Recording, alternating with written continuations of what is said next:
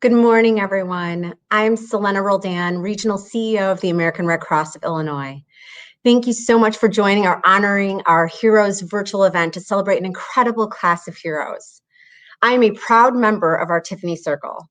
It is an honor to be in this network of generous and passionate women among all of our guests who are here today. It has been an extremely difficult year for so many people. I am continuously in awe of the incredible ways you as Tiffany Circle members have risen alongside the Red Cross to overcome the unpredictable challenges this year presented. From providing outstanding matching gifts for Giving Day and our Heroes event, to hosting life-saving blood drives, to ensuring our provisional COVID pay program was funded, to volunteering at vaccination sites and introducing new people to our mission, there are so many ways our Tiffany Circle members have changed lives. We are so grateful. As a special treat, you will meet one of our outstanding heroes and learn her story. We'll watch a video highlighting her work, and then she will join us for a discussion with Tiffany Circle member Susan Noyes. Susan is the founder and publisher of Better Media Group, an incredible board member of the Red Cross of Greater Chicago, and the co-chair of today's event. Now I'm honored to introduce you to Chef Q Ibraheem, our disaster relief hero.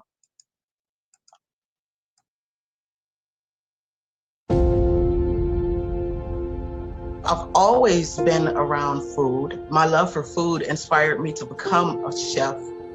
Pre-pandemic, I run a secret location supper club.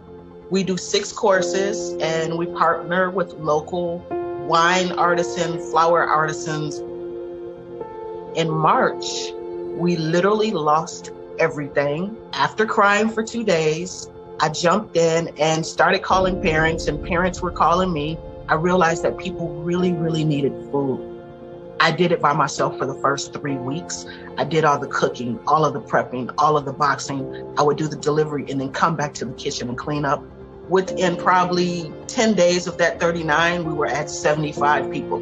Then we were steady at about 105. I opened a secondary kitchen so that we could execute 100 to 105 meals daily out of each kitchen. She was very comforting. I didn't feel embarrassed to ask to be put on her list or to talk to her about what might be needed for myself, my child, and even some of my neighbors. There are a lot of parents that we were on quarantine, so they couldn't do things. So socially, it was really good during the pandemic in order to, bring some social points out for the kids. They can talk with their parents about what they got from Chef Q. Food insecurity is real. It's always been real, but with the pandemic, it has highlighted what's going on in our nation. If you want to give back to your community, no one's stopping you. I'm just one person, as you are. And that one person can really affect the way or change lives for the better. Never believe that just one person cannot do it. We can move mountains.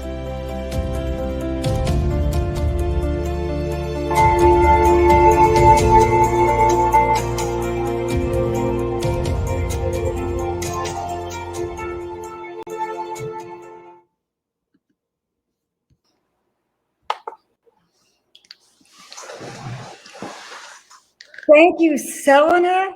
Thank you, Chef Q. I'm crying over my coffee. And hello, everyone. I'm Susan Noyes, and I'm such a proud member of the Tiffany Circle. One of my favorite parts of the year is hearing from the change makers and the community leaders that the Heroes event honors. And as you can tell from Chef Q, this year is no exception. I'm also delighted to be able to thank a few members of our Tiffany Circle who donated to support this match too.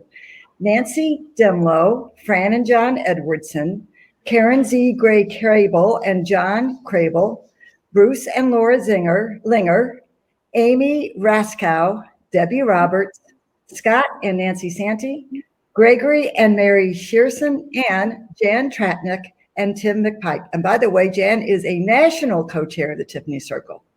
I am so proud of our Tiffany Circle, and I am so excited that we have Chef Q here with us. She has an amazing story. So Chef Q, let's get on with it. We just got a preview of your story and work, but we'd love to hear you expand on your mission and its importance in the community, how it has continued today. Good morning, Susan. Thank you for having me. I'm so delighted to just simply be here. It was so important for our team to move in love. We knew a disaster was happening. We knew that there would be so many people affected before it even happened. And our focus was making sure that people got healthy meals. We partnered with farms. We partnered with local artisans. We've got donations so that we could make sure that we put immune boosting system foods on our plates. But what we really wanted to make sure that we did was deliver restaurant quality meals.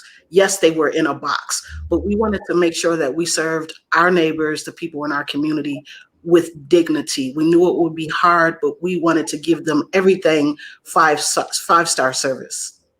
And can you talk about how you funded all of this? Yes. So for 8 months, we were funded by Evanston Community Foundation. We actually had a GoFundMe that was set up by Dear Evanston. We got some community donations, and then in December, our funding ended. So right now we've just been going on pure donations. Yesterday, someone came and just brought us 100 muffins from Hostess. So that's how we're going now. But in the beginning, we had funding. And I love the story of your original connection to the Red Cross and this event. So can you please tell that? Absolutely. So for years on every disaster, just growing up, I would always say, I want to be a part of the Red Cross. I sent out stuff. Hey, I want to apply. I would send out applications. I mean, this was way before like emails. I was a kid. And then when the pandemic happened, and I actually got a letter, but I didn't get it for a while because we had moved. So I probably got it like 2 months later that said, well, I won't say what it said. I saw the letter and it said Red Cross. And I was like, they finally got my letter. Like they're sending me something that's saying, come join our team. And when I opened it, it said that I had been nominated, but I'm still part of the team. And we promise you're getting that volunteer training after you finish. I'm so ready. Okay, and you mentioned Evanston. And of course, everybody wants to know what the favorite restaurants are of a chef who lives in Evanston. Don't start. Here we go. So I would say probably ultimately my very favorite restaurant is called Nakorn. It's on Orrington, downtown Evanston. It is a Thai restaurant, but they focus on Thai food from North Thailand. It is so upscale. The presentation is so beautiful. It's nothing that you've ever had at a Thai food restaurant. Like if you have a soup, they pour it into your bowl at the table. It is a beautiful experience. It's owned by two women, Sam Ratanopas and Minna. They're both from Thailand. They have a beautiful story and they're very welcoming. I would say that's probably my favorite restaurant. I also like Vietnam Nam, which is Vietnamese. And then there's Jennifer Edibles, which is soul food. And with soul food in my home, it's like you don't eat someone else's soul food and then say it's really, really good if your mom is around. But me and my mom have eaten it together and we're like, yeah, this is really, really good. So, yeah. And I think you have a strong tie to Kurt's Cafe in Evanston, too, which has an amazing story. Kurt's Cafe is basically what gave me my heart outside of being a chef. I went to Kurt's early in my career. I walked in one day, I was sitting at a table and Lori Dube came out to me and I just had my chef coat on because my mom was at a doctor's appointment and I left her there and went to have coffee. And she says to me, would you like to walk through the kitchen? And I was like, sure, crazy lady. She is the best person on earth. I had no idea who she was. She just walked up to me and says, do you want to walk through our kitchen? And when I walked through the kitchen, I see all of these young Black guys. Well, in the back of the house, you don't normally see, Black kids in a kitchen. It's just something. So I had no idea what they did. And I go and I sit back down and she says, do you know what we do? And it's a training program. I think I put in my resignation for the best job I ever had within 30 days. Susan Treishman, the owner of Kurt, sent me an email. I was out of town. She was like, come down and talk to me. They were talking about opening another Kurt's. So I actually became the chef of Kurt's Cafe, and then I became their corporate chef. So I actually opened their second restaurant. It is a life-changing program. it just helps kids that have mostly been in probably the prison system and or from just backgrounds that you wouldn't even imagine. I hugged a kid one day and they literally were wet. And I asked them later, hey, why were you wet? And they had slept in the cemetery that night. So Kurt's Cafe really changed my life. It gave me some heart and it gave me some wings. And it changes the lives of all those youth fortunate to find their way to it. And when you transform one youth's life, you transform their family and their community. And you're doing that with your work over and over again. Is there anything else that you, about this experience, being recognized as a hero, that you'd like to tell us about? It's a very surreal experience. It's really like, I don't know. I really think truthfully, the heroes are all of the people that joined in. I just had an idea. I tell my team all the time, the guy on the Frosted Flakes box is Tony. He's just the face of it. But there took so many people to actually do what we've done for over a year now. It's all the bakers, all the people that made cookies, all the people that text and said, be safe, wear your mask, you know, just all the people that helped in the community. You know, it took a whole village to do what we've done. And you are helping to raise $1.6 million for the Red Cross today. And given the army of amazing volunteers that make that money go so far, you are doing extraordinary good in Evanston, in the city of Chicago, across the state. And I sense that you'll be at a disaster in some place, internationally, making a difference for the Red Cross soon too. I sure hope so. Thanks so much. Thank you, Susan. Tell us about your family. Okay. Some of my family is in Evanston. I moved to Evanston 6 years ago. We have a lot of history here.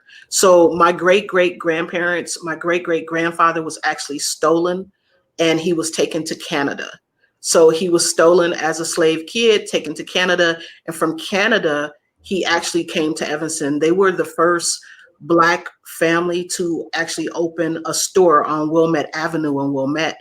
I actually rode by the other day. They were redoing the place, but they had a storefront and they lived upstairs. So the Great Migration, I guess, happened here. My grandma, my mom, most of my family has been in Evanston. I've heard so much about the stories, but now that I'm here, I feel as though I really owe something to the community. There's something called Family Focus in Evanston. The library there is literally named after my aunt, the Eddie Lee Sutton Library. She was a speech therapist. So I have strong roots here. I would say so. And there's a whole nother story to your history that I hope we have the chance to tell. But we don't have that opportunity today because I see Michelle. Hi, Michelle. Hi, good morning, everyone. Chef Q, wow, thank you so much for the important work you're doing in your community. And I know I speak for everyone here this morning when I say it is such an honor to have you with us here today. So everyone, it is about time for the main event. I'm Michelle Mary, Director of Development for the American Red Cross of Illinois, and I'd like to thank everyone in our audience here today and each of our Tiffany Circle members for choosing to spend your time with us this morning. You will all be redirected shortly to the main event waiting room. I will see you there. Enjoy the morning, everyone. Thank you, Chef Q. Thank you, Susan.